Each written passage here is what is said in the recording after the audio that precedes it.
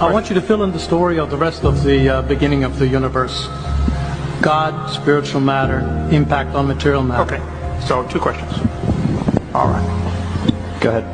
All right, your question, where did God come from, assumes that you're thinking of the wrong, obviously it displays that you're thinking of the wrong God, because the God of the Bible is not affected by time, space, or matter. If he's affected by time, space, or matter, he's not God.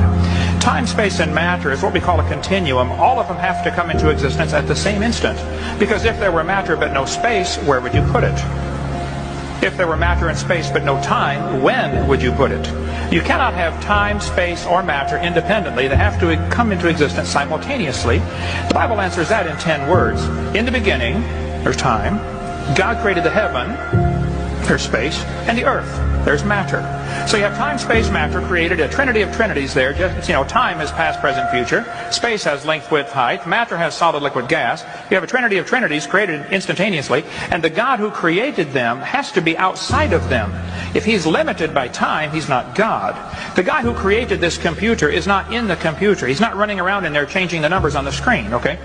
The God who created this universe is outside of the universe. He's above it, beyond it, in it, through it. He's unaffected by it. So the concept that a spiritual force cannot have any effect on a material body, well then I guess you'd have to explain to me things like emotions and love and hatred and envy and jealousy and rationality.